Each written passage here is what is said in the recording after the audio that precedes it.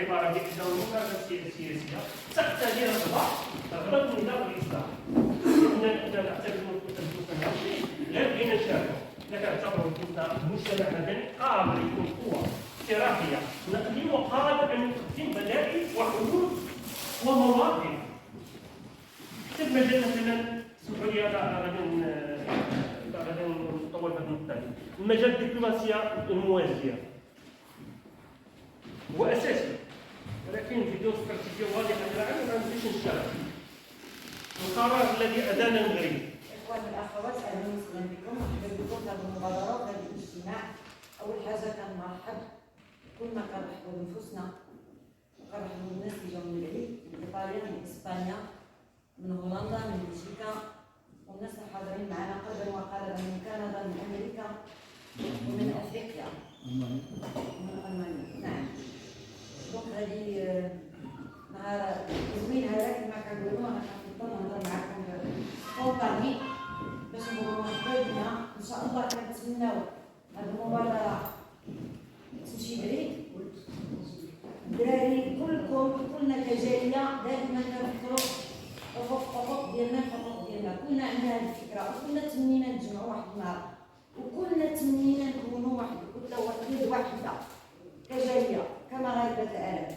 اليوم تحت هذه الفرصة اللي حنا باقي فيها شوية، هذا هو باش نوجدوا الأرضية. خص الناس ما يكونوش بزاف، لأن إذا كان 100 واحد ما نقدروش نشتغلوا على الأرضية اللي غيكون عندها واحد البعد طويلة، غيكون عندها ألون تيرم. دونك اقترحنا من بعد الدول ومن فرنسا غير باش نكونوا واضحين واحد النقطة ضروري نهضروا عليها ونشرحوها. ما تقولنا حتى شي حاجة، ما درنا حتى شي حاجة، هي أفكار فكرة اللي كاينة عندهم عندكم وعندنا جميعا. كنناقشوها في العالم الأزرق، كنناقشوها بيناتنا. اليوم خصنا واحد النهار نتجمعوا، خصنا واحد النهار ندافعوا على الحقوق ديالنا، خصنا واحد النهار نوقفوا ونقولوا شكون حنا، شنو هو الهدف ديالنا، علاش حنا هنا، من نحن، ما معنى المواطنة، خصنا الحقوق ديالنا، وليداتنا ضايعين. كنا كنطراوزو هذا الشيء، كنا كنهضروا عليه. يعني حتى المؤسسات ولا الدولة ديالنا همنا حقنا شوية، يعني مشات الحقوق ديالنا. اليوم حنا ما جيناش باش نهضروا لغة الخشب، ما جيناش باش نطبلوا، ما جيناش باش نصفقوا. اليوم جينا نقولوا كلمة حق.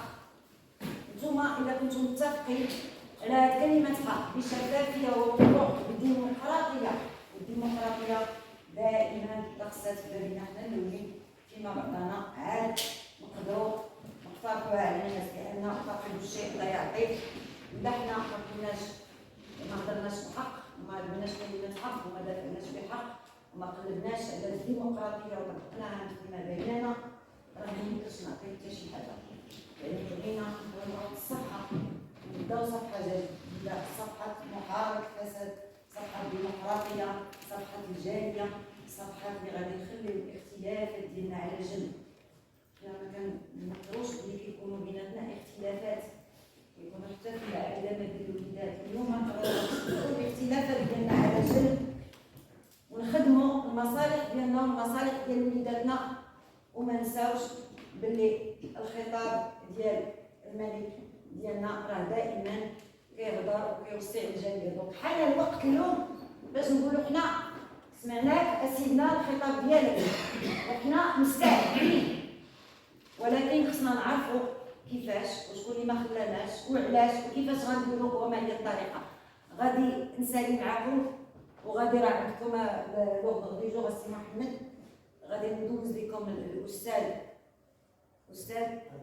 عبد المولى اللي غادي يدير لكم قضيه وغادي يطرقوا للموضوع. انا جيت باش نرحب بكم ونقول لكم مرحبا بكم وخذوا هذه المبادره بجديه، ومنين نخرجوا ان شاء الله من هذا الباب نبقاو هكا ماشي نقولوا غير مبادره دازت، ما نخليوش حتى شي واحد يدخل ويهرسها. وديروا مجهوداتكم والله المستعان. كنتمنى الله يوفقنا وديروا النيه باش نوصلوا.